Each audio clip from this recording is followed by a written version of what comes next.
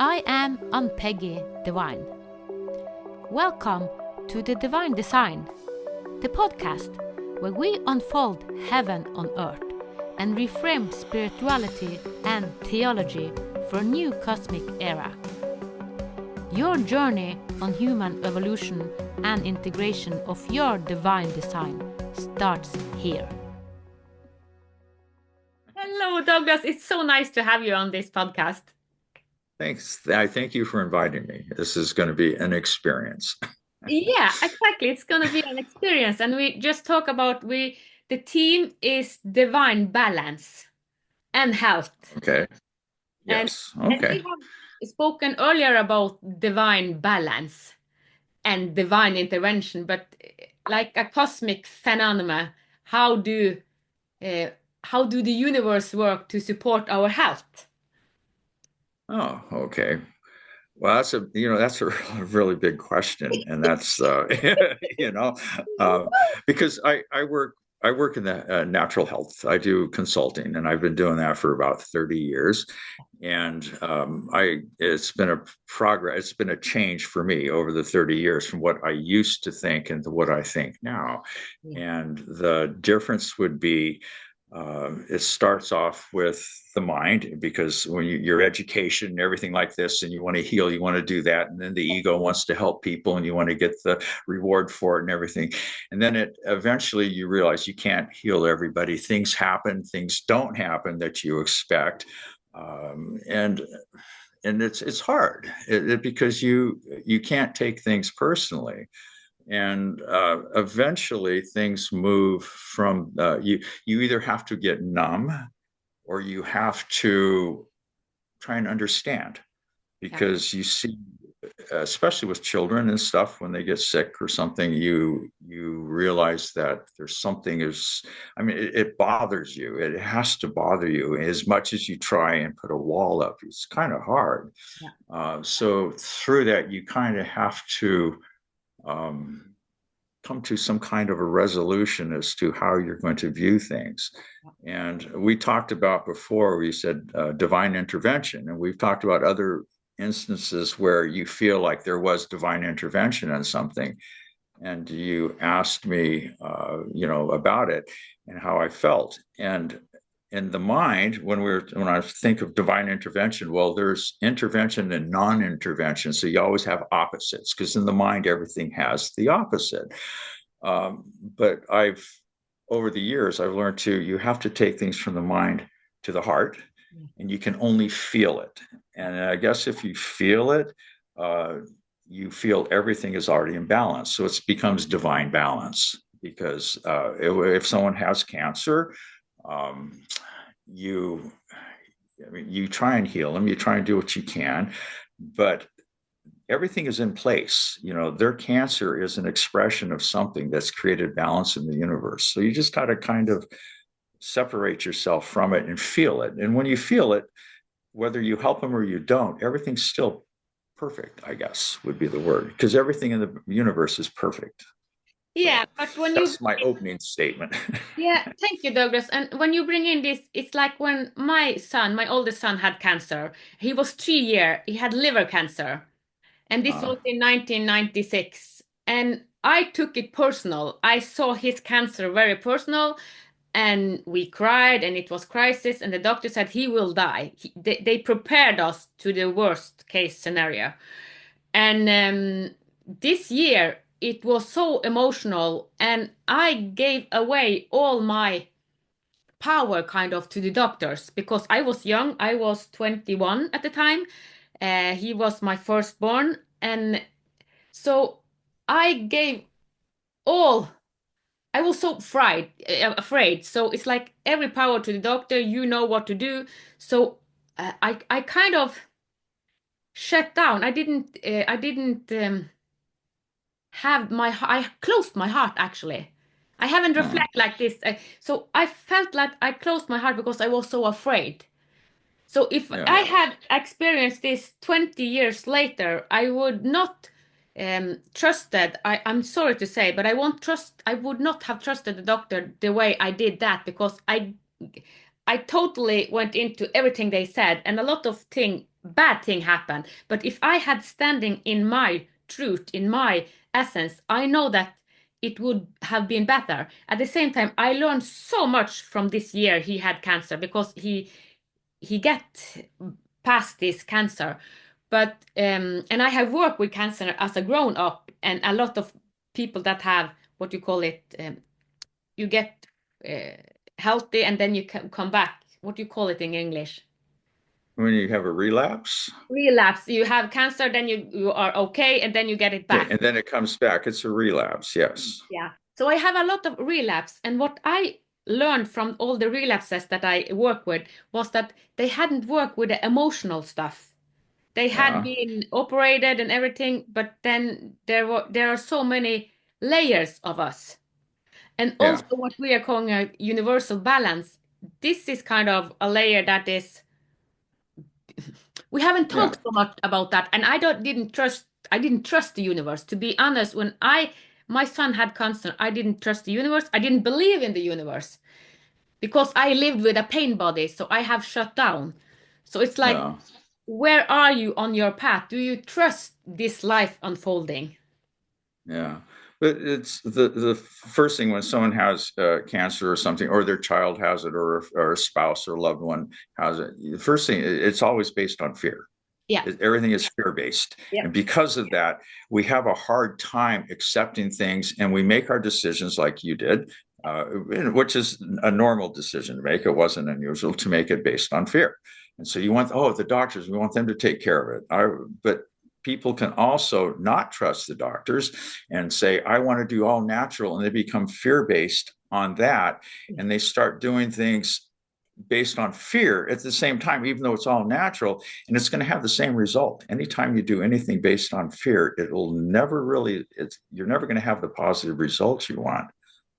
I had a client, I won't get into a lot of details, that had breast cancer, and she wanted to do this, some kind of a hyperbolic treatment for it. And she decided that was exactly what she had to do. And it was all based on fear. And I tried to tell her, I said, you need to balance that out. And she did so much of it, it actually destroyed her. And because you can overdo anything, you can have something can be healthy. You can take too many herbs. You can do too much exercise. You can eat too right. I mean, you have to have balance in everything that you do. But generally, it's based on fear is why we do everything. If we can move from the fear and just feel like the universe, everything's, and then just go with what's in the universe. Just feel that way. You'll let go of a lot of the anxieties, the fears, and that's the healing process.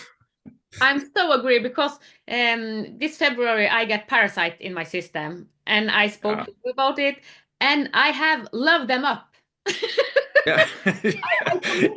I communicate with the parasite, and I'm not afraid of them. And I have gotten so much knowledge and insight from talking to the parasite, why they came into my system. And it's like, wee, because I went into this Christianity, and it was a lot of fear-based studying theology, and they kind of mirror the collective field I went into. So it's like, okay, thank you for informing me. So, and I haven't seen I'm not afraid, even though I still have some parasite, but they don't bother me. But they teach me so much.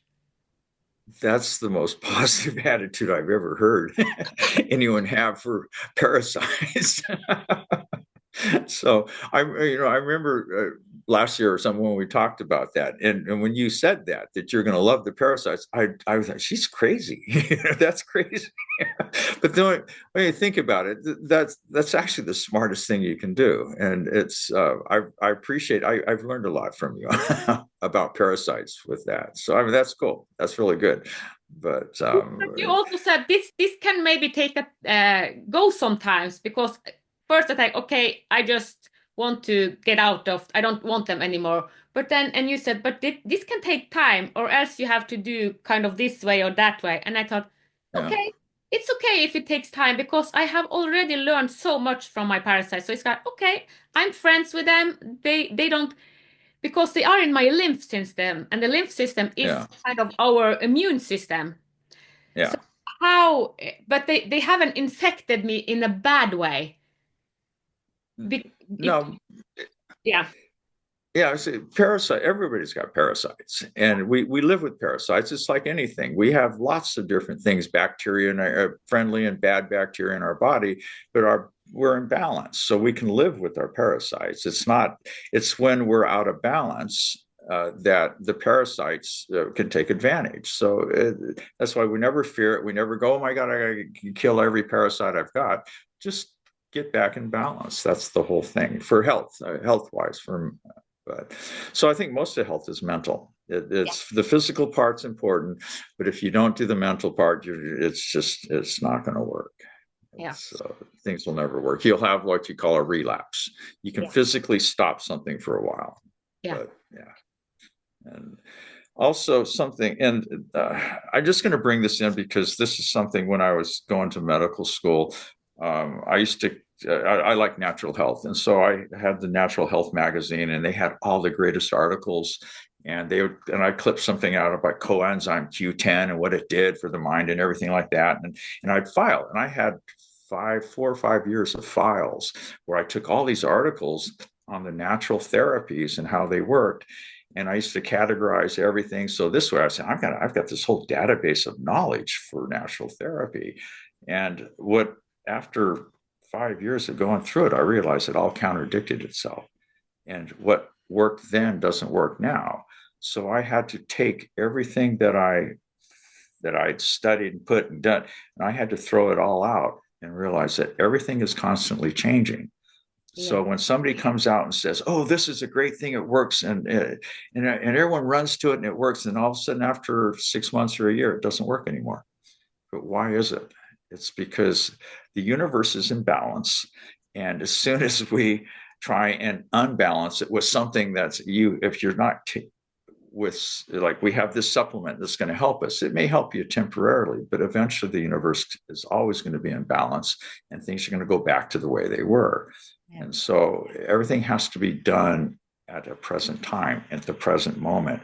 So health depends upon not researching articles and doing this and it, I mean you need the experience, you need the history of everything, but then it has to do with at that moment, what do you need right then? And unless you're in touch with your inner self or your higher self, you're missing the best part of health is being in touch with who you are, because your answers are all inside of you.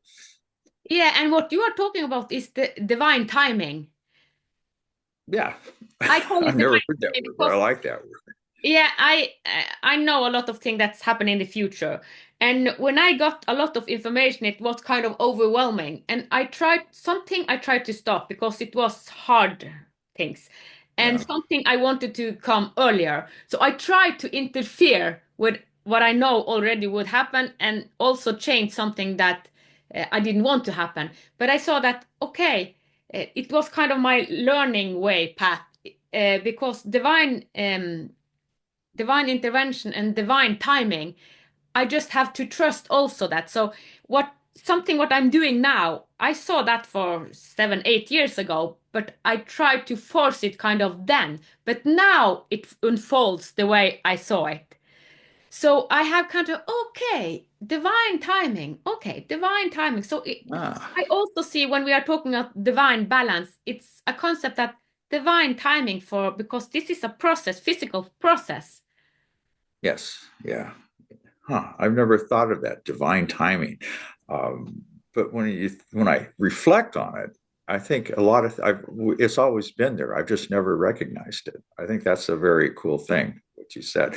That's going to give me something to meditate on because I'm going to have to take that's a tool now. Divine time. I'm going to have to take and bring that into my arsenal of stuff I use because I like that. Thank you for sharing that. So When we go out of the mind, as you have said, we can feel all things. But when we go out of time and space, because there are yeah. an existence place beyond time and space, and beyond time and space, everything happens simultaneously, and we cannot understand that with my mind. But when I had all this download, it was so much, and it's like, okay, if all this is going to happen, so I tried to, how can all this happen? So I tried to be in it and happening all at once, but that cannot be. So that's when I understand, okay, there's something about divine timing. Yeah. Um, when you say that, reminds me because time, because we all look at time as a linear fashion, which Yes, the mind can yes, do. yeah, Uh, yeah, but if you can take time doesn't exist when you move it to the heart, to the feeling, there is no such thing as time. And so I think the key, what you're saying, is everything has to be moved from the mind to the heart if we're going to be able to have divine timing, yeah, because then it's not like, oh, I should have done that or I should do this. It's just there is no should have or will do. It's just now, and everything boils down to that now. So I think people have to be able to, I think the tricky part is taking it from the mind to yeah, the heart, because that is the hardest thing. That's the challenge. That's what everybody is trying to do, and we talk about it, but we don't really know how to do yeah, it. It's that's what the gurus and everybody are trying to teach us, and you can't. It's not something you can teach somebody. They have to experience it or discover it, and yeah, that's I think you've done that, and I in a small way I have too. I feel like I have, and I think that's I think unless people are willing to explore themselves and get beyond the mind and into who they really are, I don't think they're always going to be a challenge for them, health wise, mentally, and emotionally, everything, until they can do that. So I think that's the key to health in a way. yeah.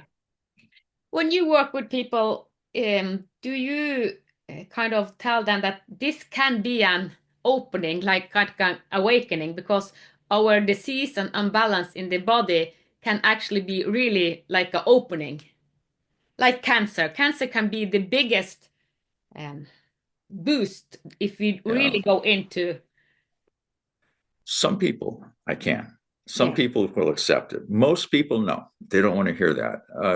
And what I find is most people, when they come to you, they think of because I work with natural therapies only, and they come to me and say, "Okay, I've got this, and what are you going to give me for it?"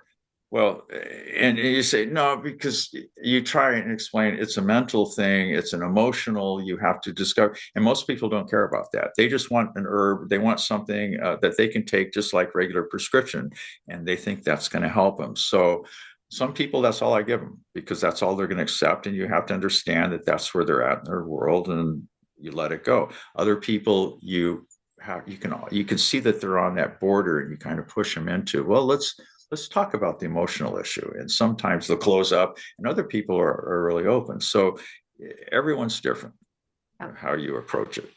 But you said an important word, what we accept. So what do we accept? Because most of my clients, the last 5, 8, 10 years, they know that I heal. They come to me for healing. And when you Yeah. kind of are into healing, then I think I cannot say for certain that you already have opened your mind for a bigger picture because you are seeking healing. It's kind of a Yeah. big picture where if you want healing because you have felt the energy, it's like, we, you really shift our mind, shift the state. Because I heal to my heart, as you say. I use my heart, open my heart, Yeah. be a channel.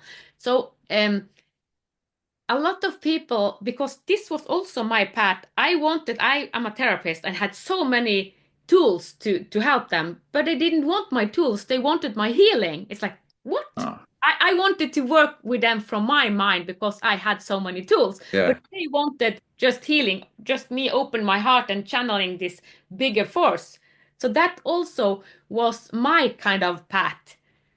Okay. Mine's, I don't want to say the opposite, but Yeah. similar, because I don't have any healing ability in me as far as energy wise. All the thing I can do is just kind of give them programs. I create programs for people, but I use my higher self. The Yeah. term higher self, God, I call it the Avalokita, and I that's my love term that for term. it. I love And that term. yeah, and so I use my Avalokita because there everything is connected in the universe. And so when I create a program for somebody, um, I do kinesiology. It'd be is where you do the muscle testing that, and as long as you're connected to your avalokita and you use kinesiology, then that's how I create programs. It's not me healing or anything like that. It's just all I'm doing is just connecting things. It's just almost like plugging in different things, and it's a little computer. It comes up and it says exactly what they need, because that's what their body is communicating to my higher self or my avalokita, saying this is what I need, and then I just pass it on and tell them, here's what your body just said. And so I'm just kind of saying, here's what your body wants, and their body knows more about what they need than all the books, all the medical books out Yeah, there. yeah, yeah. And I'm always surprised. Sometimes I'll try and do a program for somebody, and all of a sudden I get this answer. I'm going, well, that's crazy. That shouldn't work. There's no reason why. That's not even a logical answer. But I know enough to say, don't question it. Yeah. Do it. Yeah. Because if I question it, then I don't want that that that freshness, that openness with my avalokita to go away. If I keep questioning things, you can say, all right, your avalokita will always teach you a lesson. So you always accept what they say, and it always works out. Yeah. And sometimes my avalokita says you can't help them. Yeah. They don't need to be helped. They shouldn't be here. They are on a journey. Let them be. Yeah. And I've told a few people that, and I said, I'm sorry, but I can't help you, and you feel, but at the same time, they're on a journey. That could be an exciting journey for them too. We don't know. Yeah, So, and I have clients that are in the dark night of the soul, and they want me to heal them, and I do, and they get a release for a week, but they are in the dark night of the soul, and the dark night of the soul is an experience. It's a deep, deep yeah, experience. So when you are already in this dark night of the soul, thing will happen.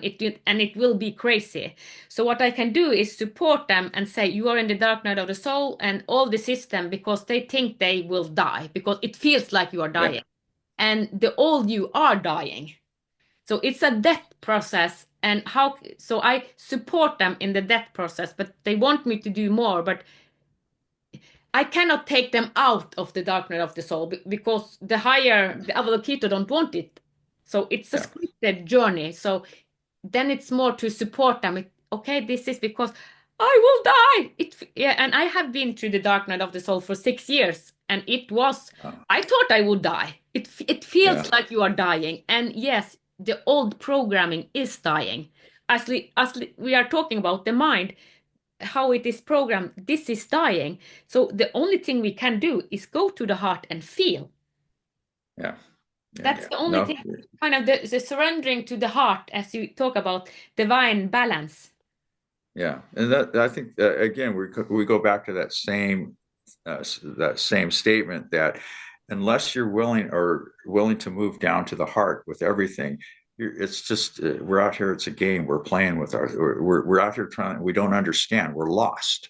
Yeah. Until you can move to that, you're going to be lost. And so I think if people, rather than worrying about their financials and all this and their relationships and everything, try and find that place in the heart, because once you do that, all that other stuff becomes secondary. It works itself out. Yeah. You have an understanding. So I think that's the key Yeah. to almost everything, really.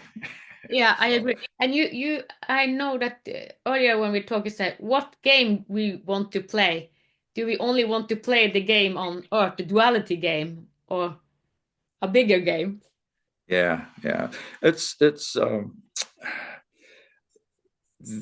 I like the game on Earth. Okay, I'm going to tell you why. All right, I mean, because going back a little bit of the history. Okay, when for me, I had no desire. I was very superficial. I didn't care about crap. I just liked my life. I thought I was doing pretty good financially. Everything was going along, and um, I had a wake up call when because somebody once asked me when I was on an airplane. I was this is back in the 80s. I was building a hotel in the South Pacific, and we used to fly down there. And the stewardess goes, "Oh, you must be happy."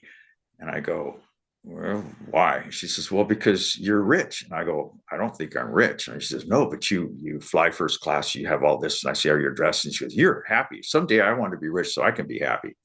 And I was thinking about that, and it just really just got under me. And I go, and I almost hated her. I was like, damn her for saying that, because I realized I wasn't happy. Yeah. And my whole life was built. I wanted to have all these things in life. I wanted to have the big home, the whole thing, and all this, and the fancy cars, and I got all that. Yeah. But then I was, I'm not happy. And so that started the whole thing of, well, why aren't I happy? I mean, I have everything. And all of a sudden, I just felt lost. It's like I didn't have anything anymore. I was poor, right? After she said that, I became poor. Yeah. And so that's what started me on my journey to where I had to figure out what things were about. So I went back, and of course, I got rid of everything. The universe helped me get rid of everything. And I moved to Mexico, got a little house on the beach, and bought a surfboard and a fishing boat. And I decided I'm going to figure out what life is about. Wow. And so I started off, and all I did was fish and surf for quite a few years. And I went in, then I decided to go into medical school and stuff. But I think for me, I still didn't, I was still superficial. I still didn't, I thought life was going to be about just relaxing and surfing and fishing. And that didn't bring happiness. And so I started looking at all the metaphysical stuff. I started studying religion. I went through all the religions, Hinduism, Buddhism, and everything like that. But it was some guy, I went to it was a seminar. It was in an auditorium. The guy was from Siddha Yoga out of India, and he was doing a presentation for taking their classes. And I said, yeah, I'll go to this thing. There's a couple hundred people in this auditorium, and this guy's giving his presentation. He's down there and everything. And these guys up around me, there's a gang of guys there, and they started making noise and talking and just they're kind of being very disruptive and disrespectful. And I was kind of in a bad place at the time. I just got up and cussed at him and said, you guys shut up now. Blah, blah. And I said, oh, and I threatened him and everything. And I said, now get the hell out of here. We're trying to listen. And no one else was saying anything. And this poor guy down there talking, you could see he was bothering him, but he wasn't going to say anything. And afterwards, the guy came up to me, and I thought he was going to say something negative. And he says, no, thank you. He says, I was fine, but I appreciate you doing that. And he put his hand on my shoulder. And I go, okay. And his name was Tom Toomey. I remember this. And so the next day, when I wake up in my apartment, the laundry room's right next to it. My whole body's vibrating. The whole bed's vibrating. And I go, oh, shoot, someone's got that washing machine's off cycle. And I'm going to make this story short because this is a long story. But so I got up and went in there, and there's no washing machine going. And so I go and lay back down. I tried to go back to sleep, and my body's shaking again. I go, oh, that's something neurological. And so I went to the doctor. I got all checked out. And long story short, it's somehow this guy had activated a Kundalini. I guess that's what it's called. And because it took me 6 months to figure that one out after I went to different specialists and everything, and it took me 3 more years of meditation before I could get that thing to stop. And it took deep meditation. It wasn't until I was able to go into myself, and this thing was like this was some forcing me to have to still the mind, let go of all the thoughts, and move everything into here. And until I did that, I couldn't get rid of this shaking. And it wasn't physical, but I could feel it as my whole soul was shaking. And so that kind of was again, I didn't want to do it. And I cursed this guy, Tom Toomey, for quite a while. I finally sent the guy a letter years later thanking him for it. But at first, I really hated the guy for what he did, because I said, you just screwed up my life. And so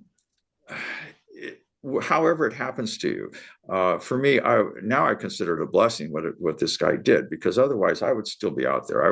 I never would have been on the path I'm on now. And this guy put me on a path. It was a forceful one.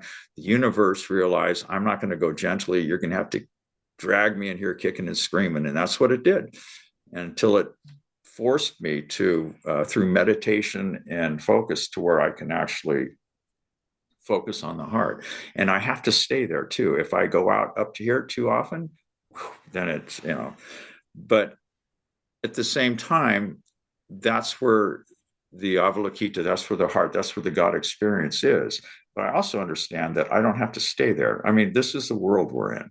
So this is like a playground for us. And I love playing in the playground. Yeah. When I was a kid, I could go out and play all day and stuff, but I knew my home. I knew where my home was, and that's where my security was, and that's where life was. That's the nucleus of my family. And so I went out and did all these play things, but I felt confidence and secure because I had a home. Mm. And I go out and play. I enjoy my life. I don't. I like smoking my cigars and drinking my whiskey and everything like that. But I know that I've got a home. I know I have a place, and for that, I can go out and enjoy things. I don't have to try and discover anything spiritually. I don't care because I'm fine. I'm kind of really content with life right now, and Yeah. that's and so I think a lot of times people feel like they have to devote their lives to that, and you don't have to devote your life to spirituality. Because I've met other people, like this one guy in this. We have a cigar group. Oh, so this guy, he's tuned right in, and he goes, yeah, and he's out there enjoying life too, but he never talks about it. He never says anything. So I kind of like that, I guess. Yeah. Yeah, and when you bring it up that, it leads me into the concept we had talked about earlier about the constitution. All of us have a constitution. We can have a strong constitution or a kind of weak constitution because you mentioned alcohol and drinking. Someone can do it and it's okay. They can drink a lot Yeah. and smoke a lot. But others have such an unbalanced kind of constitution that they have to work with their health all life, kind of. Yeah, you have two different things there. First, you have an addictive personality, and that's the one thing. I don't have an addictive personality, luckily, because I grew up in Southern California in the drug era of the 60s, and we tried everything. And it was like, yeah, it's okay, but I never had that addiction to it. Um, and it's like with cigars and whiskey, it's Saturday night. It's once a week. It's not like every night we're out. It's just Saturday night we have it for fun. The other thing is the constitution and of the body, the physical constitution of the body. Yeah. I think I've got a pretty good constitution, but I do iridology, and so I can look in a person's eyes and I can see the constitution. And doesn't mean that you're going to be healthy or unhealthy. I have one friend that has, I can just look in his eyes and see that his body does not communicate with the different organs aren't communicating. And that's what a constitution is how the different organs and systems of the body communicate together. Yeah. And and a person's eyes will show you how well they do that. But I've seen people with really bad constitution, and yet they're healthy because they absolutely take care of their bodies. They have to. And I see other people, and I say, man, you can drink, smoke, you can do anything you want. You're going to be fine. Nothing's going to happen to you. And so that's just the luck of the draw well, it's more than that, but it's the luck of the draw when you're born. And it's something you're born with. It's not something you can create or do anything about. But yeah, and so you need to understand the constitution of your own body so you know what you can and can't do, what your limitations are physically. Yeah. But yeah. Yeah, it goes back to understanding yourself, your essence, and how your constitution is. Because I remember you read my iris, and from you reading my iris, you could tell all about my body. It's like, wow, because Yeah, I haven't yeah, looked it's at irisology or earlier. iridology. Yeah, yeah. No, it's amazing because everything about your body shows up in your eyes. You can Yeah. diagnose almost everything, I would say, shows up in the eyes, and it's an amazing tool. It's just a tool for another tool that you have in trying to understand your journey, I guess. But what I have done, kind of natural, without thinking, I look people straight to the eyes. I don't look what clothes they have. I don't see their hair. So if people say, can you see something different in me if they have lost a lot of weight? I don't see it because I see straight to their eyes. It's like I hack behind its physicality and go into the bigness of them. So I think this is a aspect of my healing. It's like when you heal, you just go straight to the source because all of us have the source in us. So I don't see that what we have here, the body. I pass the body. I don't know how I do it, but I just do it. Wow. Yeah. Well, I don't even, I can't quote it right. It's something that the eyes are the windows to the soul. Yeah. And that's true. They are. They're the windows to the soul in more ways than one. I just look at the iris. You look at the soul. And that's, Yeah. yeah, and that's kind Yeah. of cool. So But we look at the same. So you look at the iris. I pass the iris. I don't know. yeah, yeah, you do. You go right into the soul of the person. And that's amazing when you think Yeah, and about I it. think when we contact this essence, the light essence of us, that is the biggest healing there is. That's what so I have experienced a lot of pain.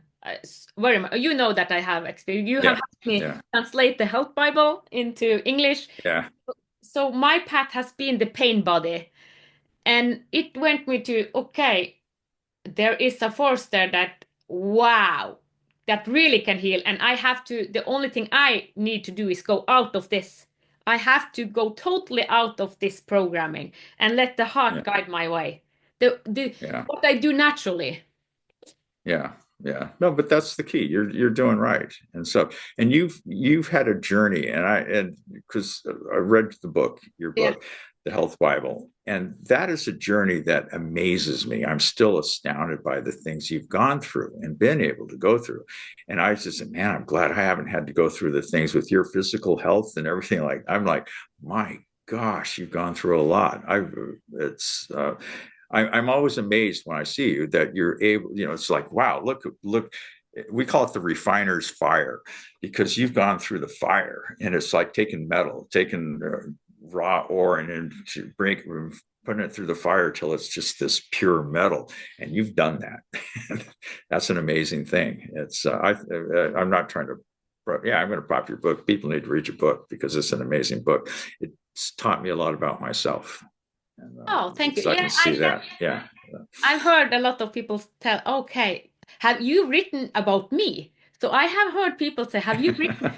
Because I share so many layers of the physical, because it started with my son, who had cancer, and he also Yeah. committed suicide in 2015. Yeah. So I show his life, and then a bigger life, my life, and other people that I Yeah. work with to how can we, I wanted to understand health. So Yeah. in a bigger Yeah. picture. Yeah. And Well, you definitely, yeah, you hit the nail on the head when you did that. I'm really impressed with it. But no, it was good. thank you. And again, health is. I look at health as my. I don't know. Say everything has to do with me. Everything that I think about with the opposite always has to do with health because everything we do has to deal with health, whether the clothes we wear, everything. And I don't know where I'm going with that. I'm going to let that thought go. I'm not going to follow that one. That takes us into a whole nother realm. But if So, if we go back to divine intervention and divine, because miracles, epiphany, okay.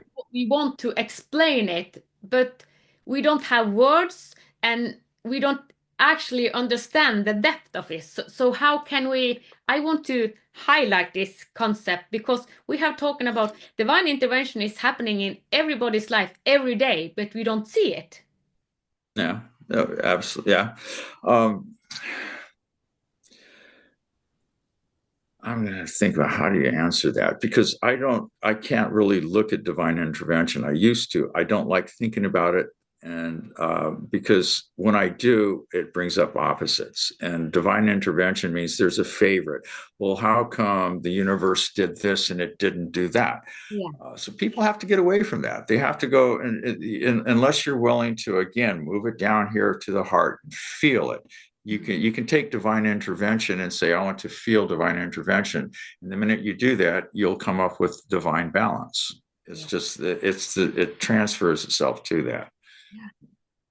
So that's the only way I can look at it because you've had experiences. I'm sure we've all had crazy experiences that we can't really. I've had some things that just I scratched my head and said, I don't know how the universe can do something like that or how that can happen. There's no science behind it, but that's the universe. That's divine balance. Everything is everything about us is a miracle. when you think about it. All life is a miracle. I mean, look at the human body and anatomy and how all the things function in the body, the cells, and all the communication that goes on to heal and to recognize and to keep the body's temperature in homeostasis. That's a miracle. That is. So we can't even really explain that. I mean, science can sit there and go, here's how this works, but we can't really understand why does it work? Just how, not why. And again, we have to move to the heart. Yeah. That's But it is a fascinating topic, and yeah, we want to understand it. At the same time, the only thing we can do is just surrender kind of to it, because the more I work on my surrendering almost every day. I think in the beginning I thought, okay, now I have surrendered it all. But then it's that no, no, no, no, no. And I surrender and surrender. And the more that I surrender, then I feel that I live with miracles. And when I now, the last couple of years, I have seen back through my life what happened when I was younger and all the crisis and son with cancer and 5 children, 4 of them had a lot of health or colic and but all this crazy thing happening when I watch all what happened to me with my perspective now, know that I'm kind yeah, of awake, I see, wow, how many divine intervention there was. It was so many divine intervention, but I feel kind of like a victim because it happened so much, so I couldn't see the divine intervention because it was I yeah, just have to cope because it was whoa, whoa, whoa, whoa, whoa. It was so many balls in the air, kind of. So I couldn't see all the divine intervention because it yeah. was just to survive kind of all these balls with the challenges. Yeah, yeah. It's kind of like you're falling. You don't, you're falling. You don't have time to really analyze, where you're going to hit. You just know you're falling. Yeah. Yeah. So, yeah. No, it's everything about our lives is again, it's divine intervention. You're right about that. I don't know really. Again, I go back to if I try and think about it because my own life. I look back now, and they said you can think back, and you go, my gosh. I don't know how I'm still alive. I shouldn't be alive. There's been so many times when some little thing just happened and if it just gone a little different, Yeah. I wouldn't be alive. Yeah. Just stupid little things. Yeah. And Yeah. we all have that. Yeah. Everybody has. So that is the divine intervention. But again, it brings down to it. If you look at it in the whole picture, it's just balance. It's the universe has to stay in balance, and that's what it does. And that's the beauty of this world, of this universe.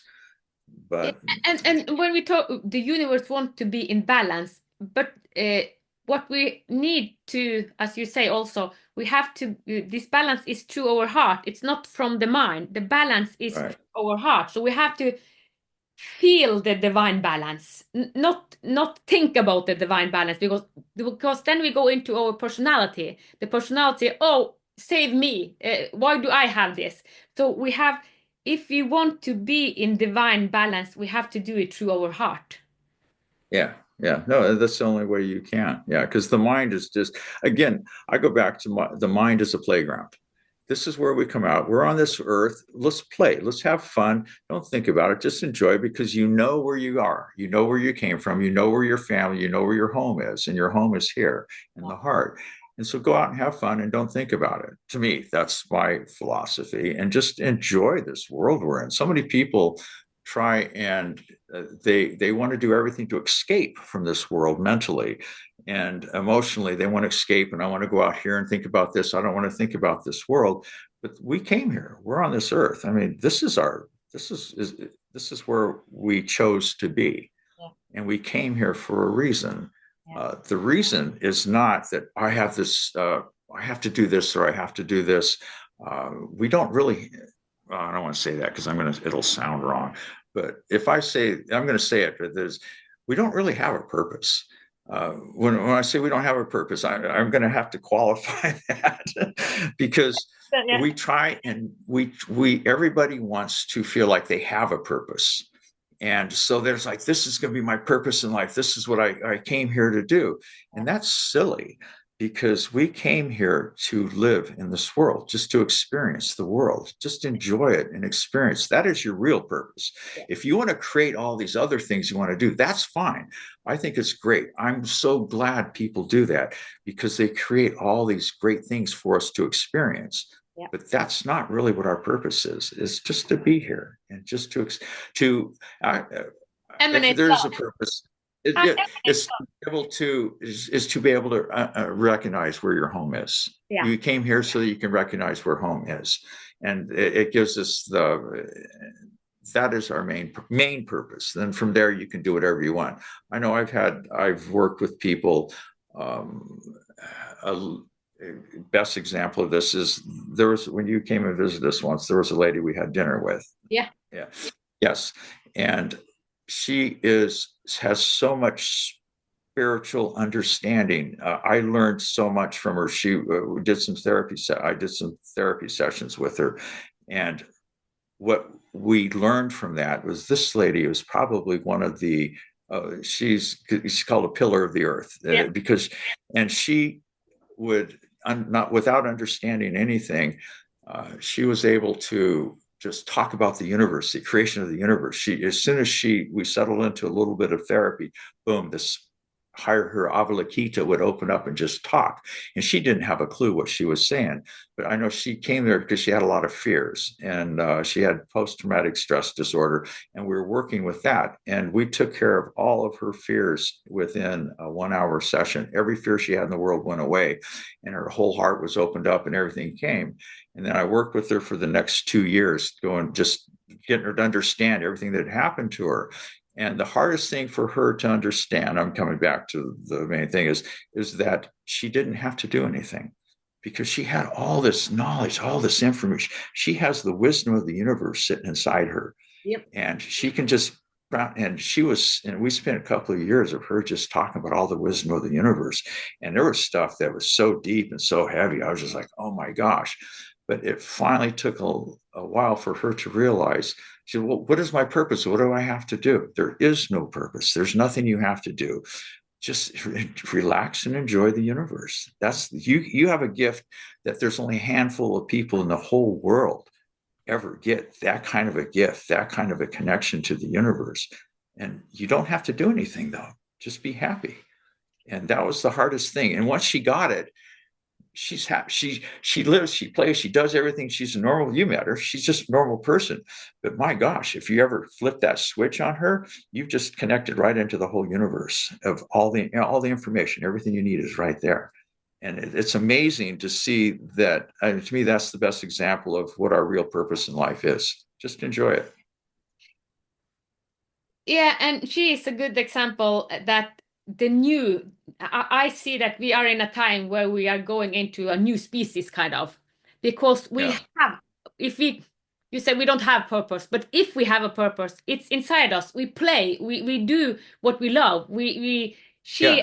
feel all the universe and all of, I cannot say that all of us can feel the universe. I also feel the universe because when when I'm in my heart, it's like it's so much so we have to choose because we live in duality, so we have to adjust to the polarity and duality. So what of the aspect on earth do we want to feel, do we want to experience, do we want to understand? But we can actually feel the whole universe, and I think the young people in much more than we as grown up can feel the whole universe, because this has been kind of I felt it like my curse, feeling so much. But if Uh, we live from the heart, we can feel the whole universe. we all have that potential, like you said. It's all there. Yeah. It's opening it up. It's like when I meditate, sometimes like I'll go through a session, I said, and my wife will have to deal with it. I says, now I'm going to just, I don't want to, I'm not reading a book. I'm not doing anything. I just like to sit there and just feel things. And I'll go through a couple, 3 weeks where that's all I do. It's just not all I do, but when I have, 2 or 3, 4 hours a day, I'll sit there and I'll just let the whole universe come in and you just feel your whole body expanding. It's just like, wow. And I just want to, I almost want to just stay there. It's almost like a drug. Yeah. You feel like it's just, it brings you in. You're just like, wow, that's the whole universe. But then another part of me realizes I can't do that. That's great. That's home. That's where you want to be. But now I'm ignoring life.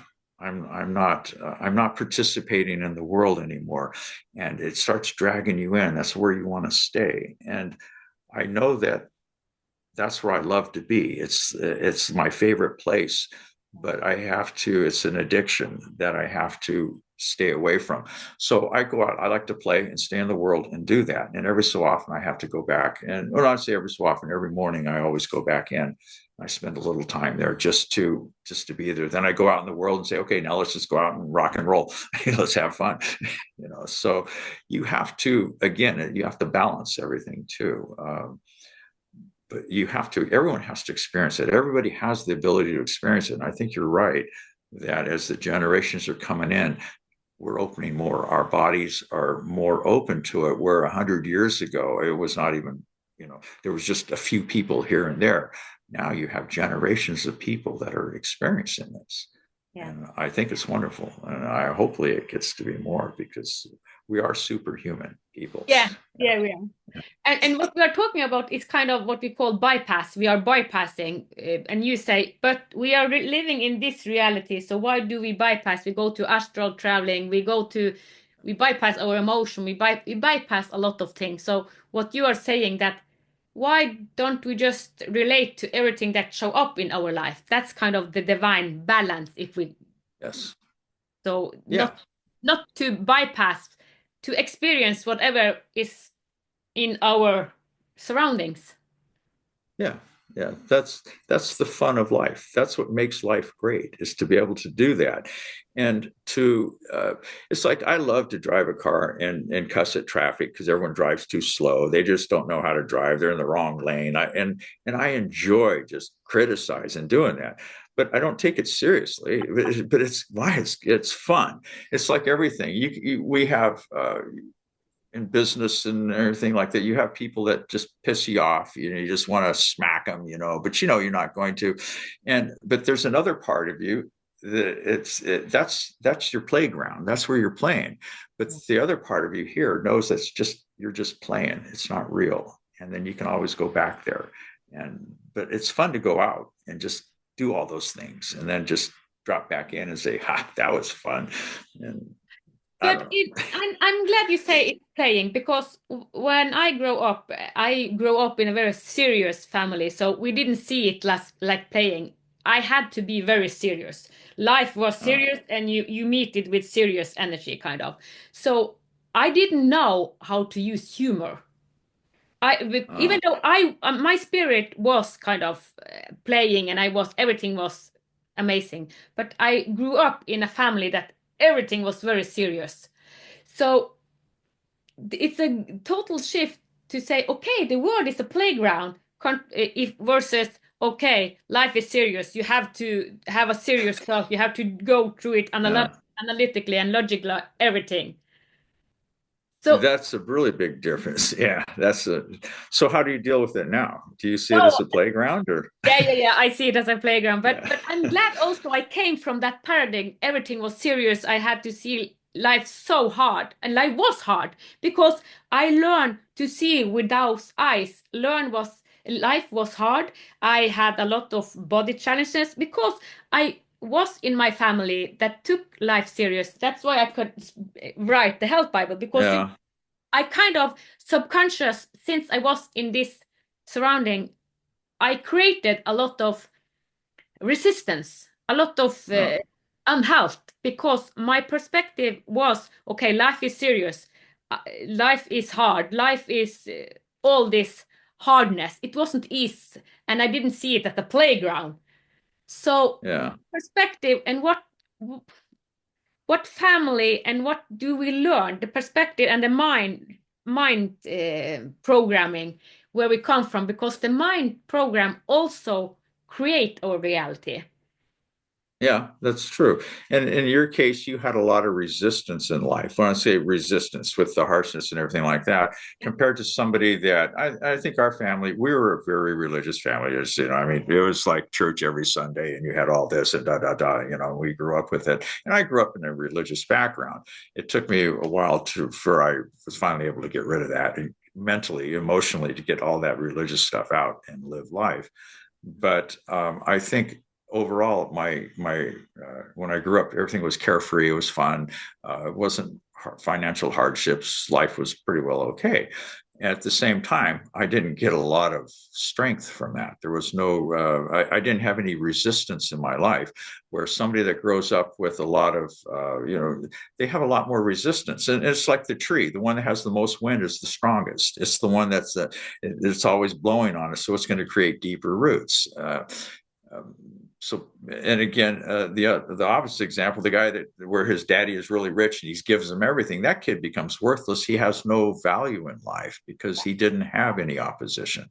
Yeah. So it needs, what's that old saying? There needs to be that there's opposition in all things.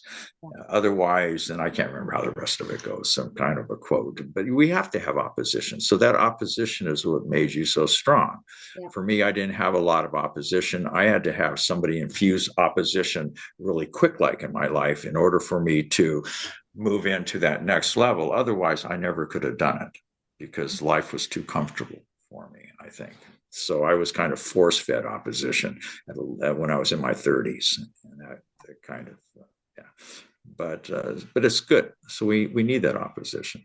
Yeah, and also to see all that, even though I didn't feel that it was gift, it was a lot of gift having so much resistance because I had a lot of resistance and fear. But Yeah. now it is kind of my tool. I really, yeah, I have deep roots kind of into Mother Earth. And even though I talk with the other side and have connection Yeah. with the whole universe, and it's easy to fly. It's easy to fly high when you go to the universe and merge everything. But at the same time, my roots into Earth are very long also. So I feel Yeah. that I'm in balance. Yeah, I think you are. I'm going to agree with you on that one. So yeah, and I don't know. I've never thought about that for myself, whether how deep my roots go. Hopefully, they go pretty good. Not as deep as yours. I guarantee you that. I don't have all that opposition that you had. I have different type of opposition in my life. I've had my own things I've had to deal with, and I thought I came out pretty good from a lot of stuff. But everyone's got their own challenges in life where we can't compare ourselves to anyone else. And some people can take more in a challenge. Some people, you can't give them much. And the universe, I think, I've heard this. I don't know. I have to think about it. The universe only gives you enough what you can handle. And I've heard that. I don't know if I agree with it, but I'll think about Yeah, I have thought about that a lot. I When I was in the middle of it, I felt that it was too much.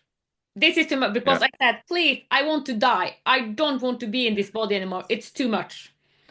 Yeah. But but when you are in the middle of it and your body is crazy and you have so much pain, it can feel like it's overwhelming. Yeah. But I at the same time now I agree. But now I'm out of it. Yeah, right. Afterwards, it's good. It's easy to say once it's over. Yeah, yeah, yeah. At the time, yeah, no, I agree with you on that. At the time, you're like, why? No, you want, if we had an exit door that we could just walk away from that experience, we would. Yeah, but we don't.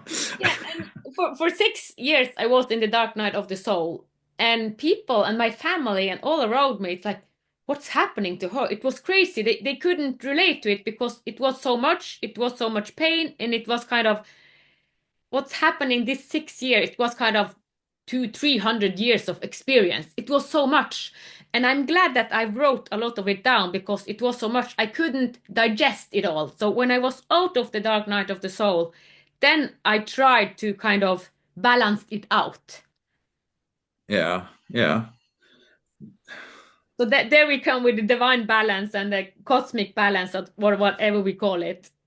But it worked out for you. Everything worked out. It's just at the time, again, you didn't, it's like you couldn't see. Your everything was like this, Yeah. but eventually it opened up, and I think a lot of people are in that place right now. And Yes. I Yeah. think I think the people listening to your podcast probably aren't. I don't know. Maybe they are. I don't know who your audience is really. So, But I'm but if some, yeah, I'm but guiding. if somebody, Yeah. no, go ahead. You got it. Yeah, I guide a lot of people that are in the dark night of the soul. So I wanted to say that, okay, as you say, it feels like we don't see it and it's pain and it's hurtful and everything is crazy. Pain, pain, pain. It's like, will it be like this forever? Because I said, please let me die. And it is light in the end of the tunnel. That's what I wanted to say. It can be, and mine was 6 year. I don't know. It's a long time. I cannot say that it will last 6 years for everyone, but it can last shorter. And I think we Yeah. are now in a time that it is shorter. Yeah. Okay. Yeah, probably is. I will say I've never experienced the dark night of the soul. I don't have anything I can compare it to. Um, but I guess I'm thankful that I haven't had to do that. I've had other things, but again, not that.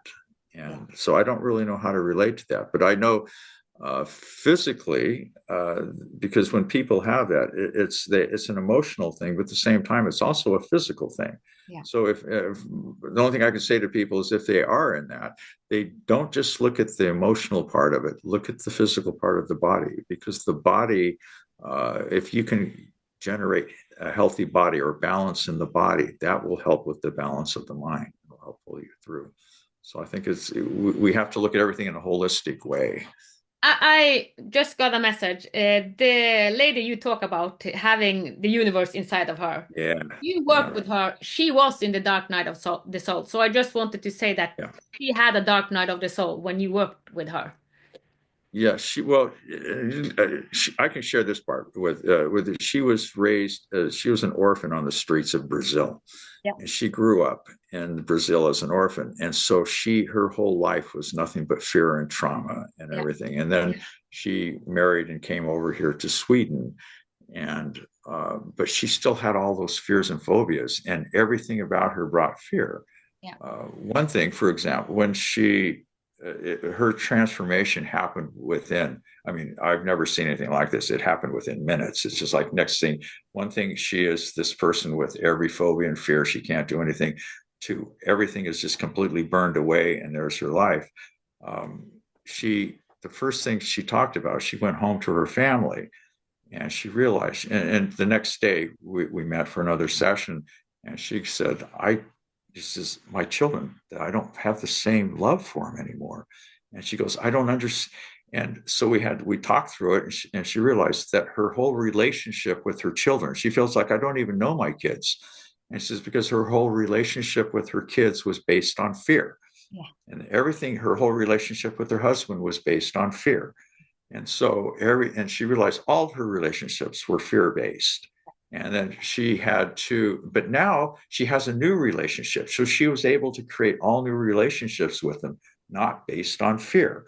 But at the same time, there was a detachment because the fear creates attachment. Yep. If you don't have fear, you don't have it. And so that was something that was for me. I learned more. I think I learned more from her than she learned from me. So because but so everything we have is based on fear, and we have to think about that. And we have to be able to separate ourselves from the fear. Again, the only way is to go into the heart. Yeah. Yeah, and when you talk about her, that's what also my dark night of the soul was. I didn't see that I actually had a relationship to my children that were based on fear because I feared for them. I wanted to protect them, Yeah. and also I had attachment to my husband in fear. So I had to transform all of that. So the relationship to my kids, I know just emanate love, and I support them. They think it is all the love because I come from love now all the time. So from being protecting them, in the beginning they wanted me to protect them like I did, like a responsible and Yeah. protecting. But now I protect not protect them, but I just emanate love, hold them in love.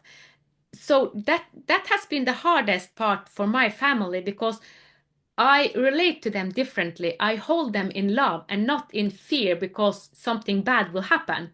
So I think this is the biggest shift for us, because when we go to the dark night of the soul, all our relationship shift. We don't have relationship based on fear anymore. So, and then we kind of, but protect me. We want to be protected, but we want to be protected from this mind kind of. So when we then go to the heart and just love everybody, and that's the biggest protection we can do. But that's the hardest for people who are still in the old paradigm, thinking about fear, protect me, and Yeah. then protecting from the heart that is kind of surrendering to the universe balance, divine balance. Yeah, and I think when you talk about you view everything through love, Yeah. the when you do that, people, most people, not a lot of people think when love, they think of the opposite of love as hate, but love has no opposite because true love is singularity. There is no opposite to love. Love cannot really be described or explained. Fear based love is not love, it's something else. But so that's why when you look at your family now, you feel love, but you feel the universe. You feel, again, you're feeling divine balance Yeah. because you see that everything's fine. So there's no more fear for your family because you know that everything is as it should be. And Yes. that's true love. Yeah, that's kind of cool to know that, to Yeah, experience but at that. the same time, when I was in the old paradigm, I felt I did everything for my family. I really did. I erased myself. I did Yeah, all in the universe, all I thought I could do. But I didn't. Uh, I didn't open my heart. I quite uh, was kind of the yeah, old programming. So the most important thing was kind of living with an open heart, the trusting the yeah, universe, and that was the missing link, because from my childhood I learned that I had to listen to the words, erase. I closed my heart when I was 5 years to survive in my family. I had to close my heart as a 5 year old, and doing that, you don't trust the universe. You yeah, just you are just in your mind. The mind wants to protect, and then it's fear based. yeah.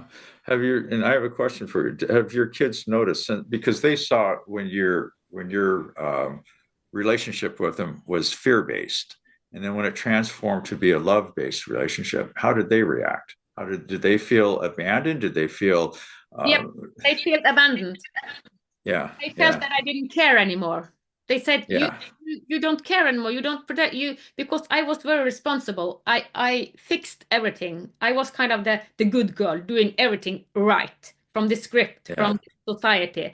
And when I went out of the script, going just to be in the heart and allowing and with love, then they they they felt that I rejected them. And yeah, also, we have the child protecting system that I went crazy. So I get three warning on me because I suddenly stopped kind of to protect the way we have learned to protect. So they said they wanted to take the kids away from me. And so three times I was in kind of the court with the child protective system, because they wanted to take the mother, what do you call it? That I am the guardian of them, because yeah. I The had, parental rights. Yeah, they're going to take away your parental rights. yeah. So I had become crazy. And because I believed in reincarnation, I talked about healing and the universe, connecting the universe. So they saw me as a crazy person, healing people, and healing was kind of, then you are a woo-woo, you are a witch. So Yeah, they wanted to take the children away from me. yeah. Wow. Yeah. So that's like you see from the old paradigm to the new paradigm, it's a total shift. Yeah, yeah, it is. And in relationships with the children, your children saw it because they were so, the attachment, the dynamics between the two of you were so, there was so much of it. But you have also the relationship with your parents, with your spouse, with your friends, that changes. And it's not as noticeable because they don't have the close dynamics that you did with your children, but it's still, they notice it. And if a person isn't able to communicate with their friends or family and explain how they love him different now. It's not the same. It's not based on fear or possession or anything like that, or rewards and punishments. It's based upon a love, a heart-based love. A lot of times they feel like you don't care, Yeah. like you don't, And and yeah, my mother didn't feel that I care anymore. My husband didn't feel I care. So all of them felt that I abandoned them. So all of them yeah. felt abandoned when I shifted from loving them instead of protecting them. Yeah, yeah. No, that's one of the uh, nothing is easy when you're on your journey to your personal journey. There's always things like this that are going to come up and people will. I don't say they're trying to stop you from your personal journey. People don't want you to change, Yeah. and it's. I had just a little funny story. The lady we were talking about, she had a friend, and they used to shop. They loved shopping, and they're just all these great friends. And matter of fact, she was the one that introduced this lady to me because she needed help with some therapy. This was another client of mine. And the next day, they got back together because she wanted to see how things went with her first session. And this, of course, now the lady that I was working with, she was just brutally honest because she realized, because she also had the ability, she could see everything, she could feel everything that a person felt. She could see right into a person. And she says, we're not really going to be friends anymore because we're in two different worlds right now. I'm sorry. She was trying to be as nice as she can. She says, but I don't have anything in common with you. And her friend came to me crying, she's changed. She changed her back. I want her changed back. I want my old friend back.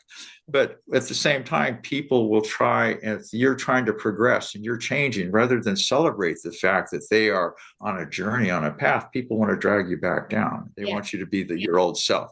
And so that's something we have to understand people are going to do, but we can't allow that to happen. We have to keep moving forward That's a what we perfect feel is example. forward. It's such a good example because that's what's happening in families, that's what's happening in friendship. Because when we do a quantum leap in our being, because we do quantum leap and we see true people.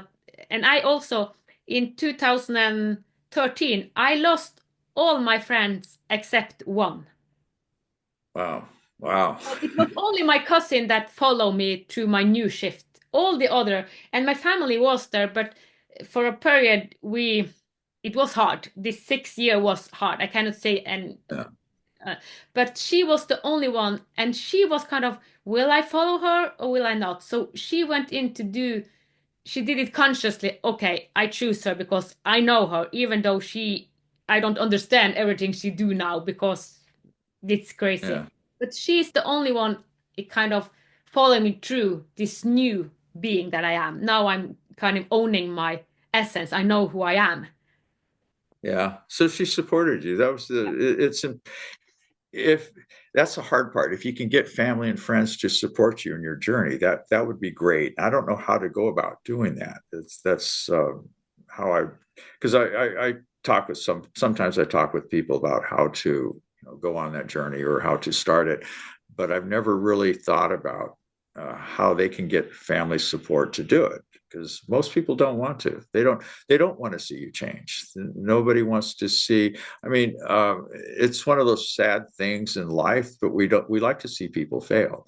We love to look in the news, and when somebody, this rich man is now poor, and he's like, or he's in.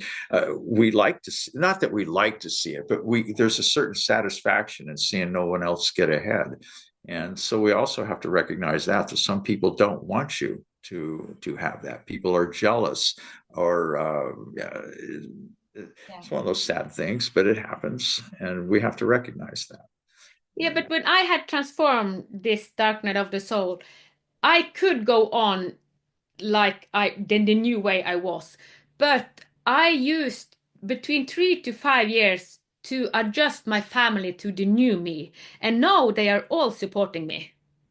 But if Yeah, I in when I was finished in 2018, 19, if I just went on this path by myself, it will be a gap. And there's nothing wrong with it. But I thought, no, I want them with me. But then I needed 5 more years to kind of, they got to know me in the new way I am. And now they know that I'm the way I am and I help people and I do things they don't understand, but they support me. I say, okay, if this is what you want, mommy, do it. So they support me now, but it took 5 years. Wow. Yeah. So I But think you did it. so then the time perspective come in. Yeah. Yeah. Okay. No, I didn't have to do what you did. I didn't really have, I had a few friends. Actually, I made most of my friends when I was on the journey, and they were on the same journey. So Ah, some of us, so I have friends that were on their own journey, and we kind of stay in touch over these years. But I never had people I had to get rid of or anything like that. My children, yeah, my experience with my children has changed somewhat, and I have some that are really close, and others that are not as close. We still have a love and we have a bond, but others I'm still really close with. But others, they can see that I said things that they probably didn't like to hear. That it was a little detached, but it's like, no, this is you, your life. You take care of yourself, and I'm not going to. I'm not afraid for that. You can do what you want. And sometimes they felt I should have had a different view of it, yeah. but we kept. So I didn't really have a lot I had to go through with friends or family or anything like that. And when I went through most of my experience, I was single. So it wasn't until I had actually that's how I met my wife Lena. We had things in common, so it wasn't a giant leap. She didn't have to see this crazy person transform or anything like that. So that kind of worked out. And we've been Yes. married 23 years or something. Yeah. So Yeah, so when you go on a journey, it is easier if you are single yeah, because yeah, it's so much more work if you want your family with you, and it's sometimes the family don't want to be on the same journey. They want to be in the world they have programmed to think. yeah. So yeah, And you have to allow that. You have to allow your friends and family to take their own path. I yeah, mean, I've had my kids come up and say, "This is my path now," and it's just like, dang, or damn. It wasn't dang. It was damn. Why would he do that? And it's like, but you allow them to be on their path. That is their path, and just let it be, because it always works out. Things they're where they're supposed to be. Again, there's that divine balance. It's everything is already there. And I think that's the thing. If you can just look at everything in life and just think of divine balance, or try and feel divine balance, then you can let things go, or you understand how the world is and why things are in the world. And rather than try and say, because right now everything's fear based in the world. We have economically. I know that I've had friends come and say, "Oh, there's economic thing," and it's just yeah, it's where we're supposed to be. Just let it be. Everything's okay. yeah. The whole world's okay. Yeah. Wow, we went on a journey in this call. It was. I didn't know how this is going to go because I'm not really big on podcasts or talking. Told my wife, I said, I'm not really sure this is going to work out. I don't know how to say things, but it worked out. I appreciated the time we had to share. Yeah, Yeah, it and was. thank you so much for all you shared. And yeah, I think we really lifted up some concept and a shift of thinking with just thinking about the universe as balance. Yeah, good, good. I'm glad. I've learned a lot. Again, this was a really good experience for me today. I enjoyed it. Thank you very much. For me too. So thank you so much, Douglas. Okay. All right. Enjoy your day. Thank you. Thank you for listening to the Divine Design podcast with Ann-Peggy Divine. You can follow divinedesign.it on Instagram, Facebook, X, and TikTok. Join us next Sunday for another Heaven on Earth unfolding conversation. With grace, reverence, and unity, may the path of your divine design light the way. From the divine in us to the divine in you.